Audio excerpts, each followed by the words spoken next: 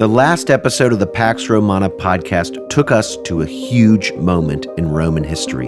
For the first time ever, the Roman Empire was sundered into pieces. It was the 3rd century AD. Civil war was rampant. Multiple men had proclaimed themselves emperor in different parts of the Roman Empire. Separatist states had emerged, one in the northwest of the empire. A second semi-separatist state had risen then all the way over in the east, based around the wealthy caravan city of Palmyrene. And this separatist state took control of some of Rome's most wealthy and prosperous provinces. Not only did it seem impossible for the Roman Empire to reunite, but who would even want to do it? This was not a world worth saving. Well, somebody forgot to tell that to Aurelian, a man who rose to power in the center of the Roman Empire and did the unthinkable, reuniting the Roman Empire in the midst of crisis. How did he do it? We'll answer that question on this episode of the Pax Romana podcast.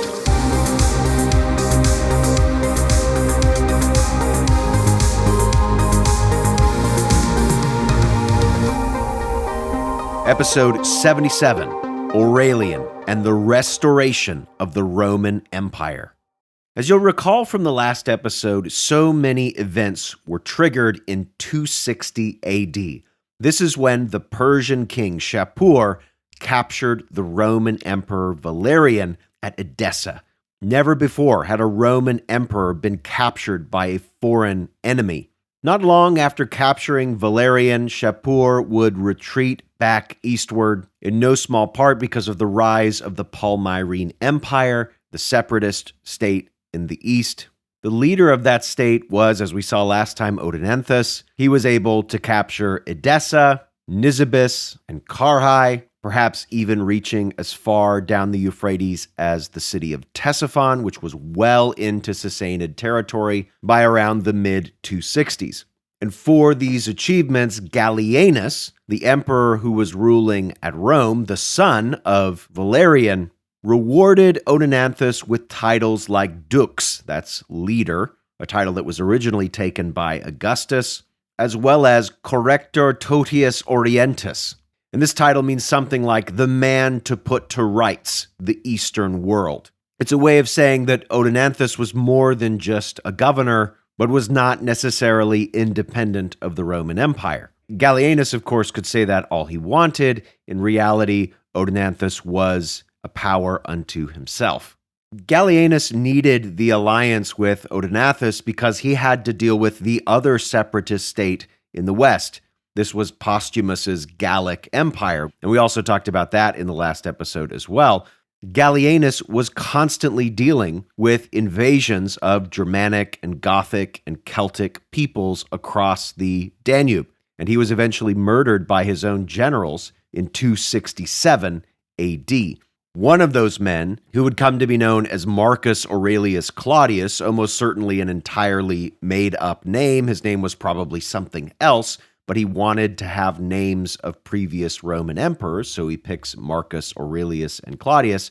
That man was really just a cavalry commander, one of the conspirators against Gallienus, and he appeared to have the strongest claim for power, that is, the most loyalty from his immediate soldiers, to take over after Gallienus.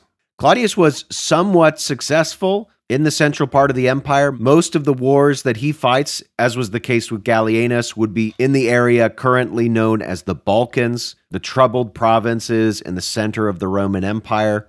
And Claudius might have carved out a much stronger legacy had he not succumbed to an outbreak of disease in 270 AD.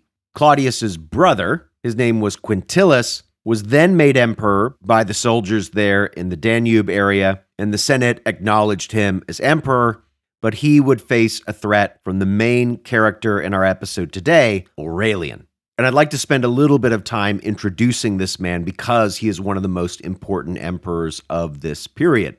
By 270 AD, Aurelian was already a fairly seasoned man. He was about 55 years old, having been born in Illyricum, a province just to the east of Italy.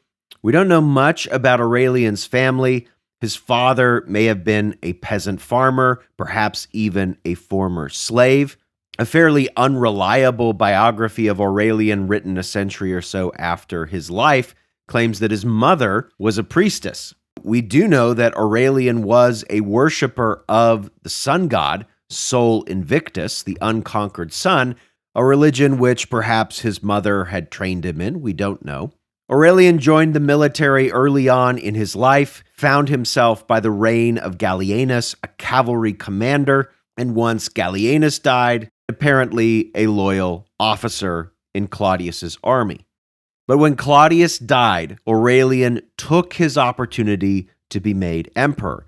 Remember, this is the 3rd century crisis. All of that pretense of being a senator or a wealthy landowner had partly gone out the window. As long as you could command a legion or two, you could make a legitimate claim at emperor. And Aurelian, at this point, by 270, had built up enough capital with the legions in the Balkans to make an attempt at real power.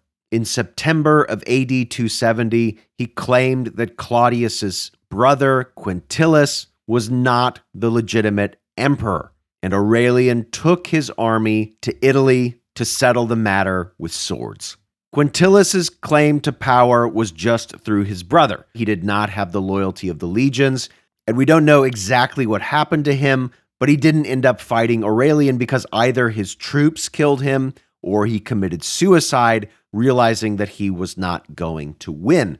And so before 270 was over, Aurelian had emerged as the sole emperor in the central part of the Roman Empire. Aurelian is described in his biography as a brutal, violent man. He was not interested in diplomacy. Armies of numerous northern tribes, Alemanni, Euthungi, and Vandals, all came into the central Roman provinces like Pannonia in 270 and 271, and Aurelian won a string of battles, destroying a large part of the invading force, and he even cut down survivors rather than ransom them as prisoners of war. By the end of 271 and the end of the campaign season, Aurelian returned to Rome.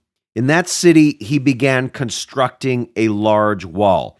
Rome had not needed its wall for foreign invaders for centuries. No foreign army had successfully attacked Rome since the Celtic invasion of the early 4th century BC.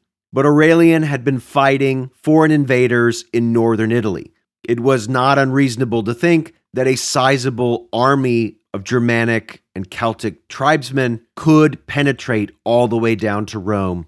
And so the walls of Rome needed to be expanded and improved. Aurelian built 12 miles of walls around Rome. They are still visible in parts of the city today. These walls are thick and tall. They encircled many parts of Rome that were outside the old wall, such as the Field of Mars, where Roman soldiers traditionally mustered before being sent out to fight in the provinces.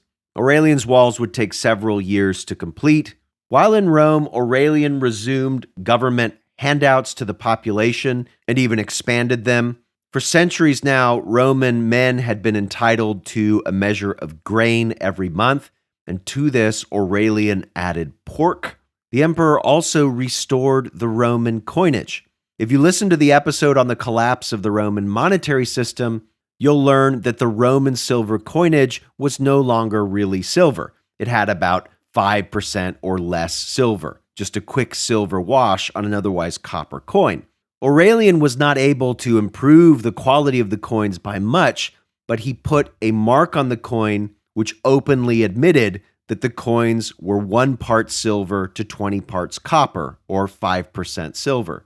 Prior to this reform, anybody who used money seemed to have been forced by law to pretend that this heavily debased coin was worth way more than it was. Nobody, as a result, wanted to use the coinage. People were probably bartering, trading favors with each other, using any media of exchange they possibly could, including making direct exchanges, to avoid using the imperial currency. What Aurelian did by acknowledging just how badly the coinage had been debased was giving people permission to value the coinage accurately and to change their prices accordingly. That's exactly what happened. There was a huge burst of inflation right around this time. Prices go up about tenfold. And that, of course, was jarring for the economy, but then it was over. It was a painful economic readjustment, and then people could resume using money again, which was much better than having to barter or use informal means of credit or some other media of exchange. And I'm sure that you've heard about large hordes of 3rd century Roman coins being found in parts of Europe, especially in England. We're talking hordes of tens of thousands of Roman coins from the mid-3rd century. One of the theories about why these hordes were buried and then left is that as a consequence of Aurelian's revaluation of the coinage, suddenly all those older 3rd century coins were now worth a lot less, maybe even less than the metal that made them up. And so people collected huge numbers of them, perhaps to melt for their metal. Not everybody was happy with Aurelian's change to the coinage. We are told in several sources that the mint workers in Rome rebelled against Aurelian. We don't have any details about what they were upset about. It could be the case that the mint itself was skimming precious metal out of the coinage or benefited in some way from the old system, and when Aurelian changed the system, making the money more honest, that the mint workers, maybe the equivalent of the Roman deep state, were now unable to continue their grift. The mint workers rioted, and they roused thousands of other people in the city, but they were messing with the wrong emperor. Aurelian was not diplomatic or interested in negotiating. He brought his soldiers into the city and mowed them down, killing perhaps as many as 5,000 to 10,000 people in the city of Rome, putting down the riot with a level of ferocity that probably took the mint workers and their compatriots by surprise. So with the currency crisis temporarily resolved, the wall built around Rome, Aurelian decided to deal with the separatist states and to unite the Roman Empire once again. The more prosperous part of the empire was in the east. This was controlled by the queen, Zenobia. By early 272, Aurelian had marched all the way over to Antioch. There, Zenobia met him with her forces and was defeated. Aurelian was able to enter the city, reclaim it in the name of Rome, and then chase Zenobia south through Syria, catching up with her army at the city of Emesa, which was on the road to Palmyra. Zenobia was able to escape that battle as well, but her army did not. It was utterly destroyed by Aurelian. Aurelian then laid siege to the city of Palmyra, which capitulated, and by the middle of 272, all of the eastern provinces that Zenobia and the Palmyrene Empire had controlled were returned to Aurelian.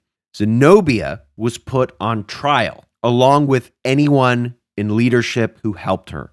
Aurelian was merciless with them, having all of them executed apart from Zenobia, who was spared to march in a triumphal parade in Rome as Aurelian's captive. So while she escaped death, she did not escape the humiliation of being brought as a prisoner of war to Rome. As for Palmyra, Aurelian ordered the city destroyed in 273. Aurelian looted the city, taking statues and stones back to Rome to construct a large temple to his chosen god, Sol Invictus, god of the unconquered sun. By mid-273, Aurelian was back in Italy, his Roman wall largely finished, and the remaining business ahead of him was the defeat of the other separatist state, the Gallic Empire in the northwest. At this point, the Gallic Empire was at its weakest, only controlling territory in Great Britain and parts of Gaul. And when Aurelian took several legions into the center of Gaul, the last Gallic emperor, his name was Tetricus, surrendered outright without much of a battle. Aurelian rewarded him by making him a senator and governor of one of the Gallic provinces, and at this point, the Roman world was made whole once again.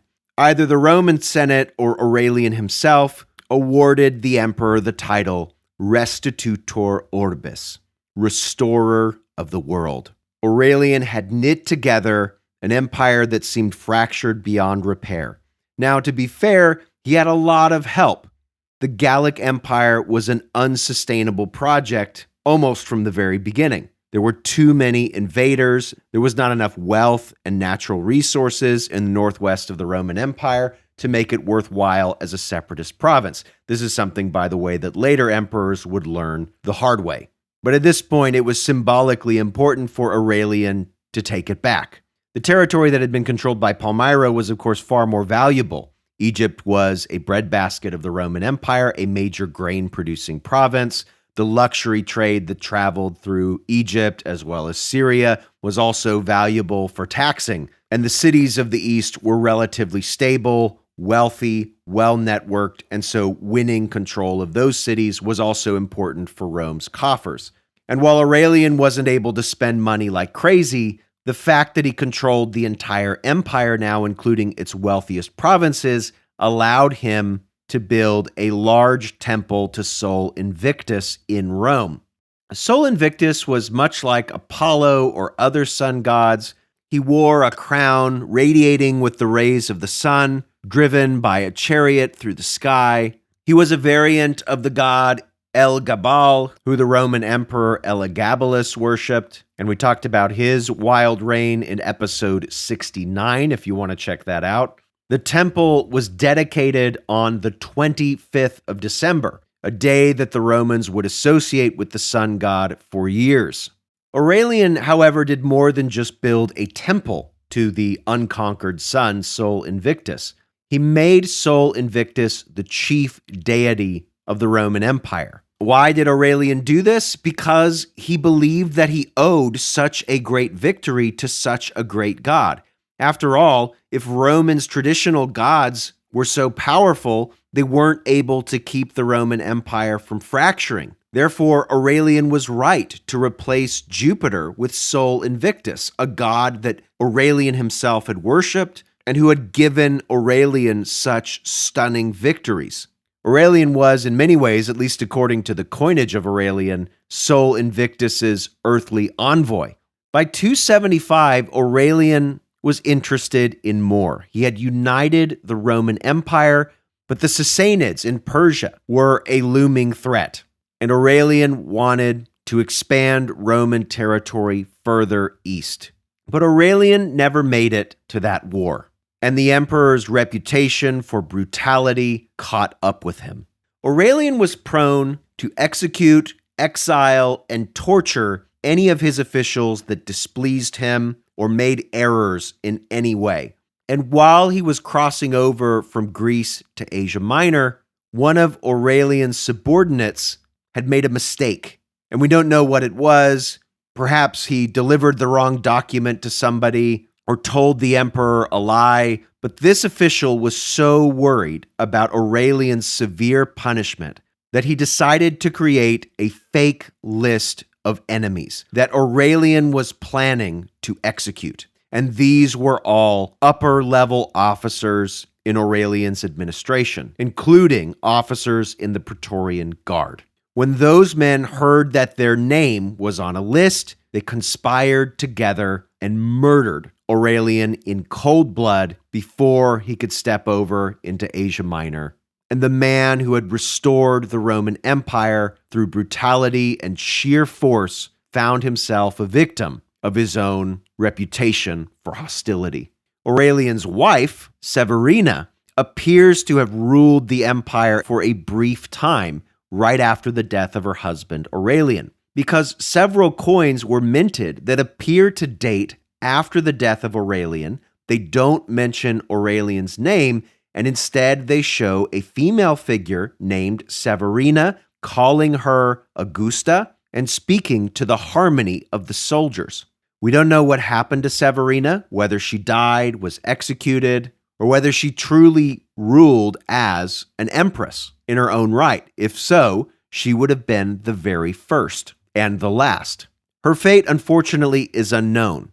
And as for the Roman Empire, it would be left to another man to build off what Aurelian began and pull the empire out of its melees.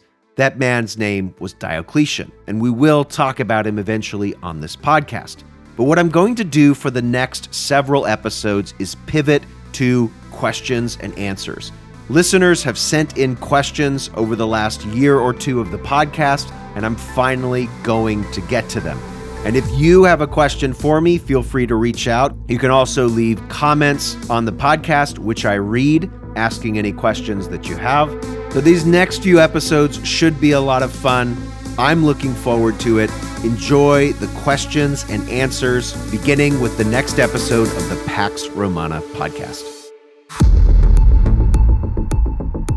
Thanks for listening to the Pax Romana podcast. For more information, including a list of primary sources and further reading, check the show notes. Music by Red Productions and Exocor. Follow Professor Colin Elliott on X at ProfCPE or email colin@paxromanapodcast.com. Listen to more episodes on Spotify, Apple Podcasts, or just about anywhere podcasts are available. Stay tuned for the next episode of the Pax Romana podcast.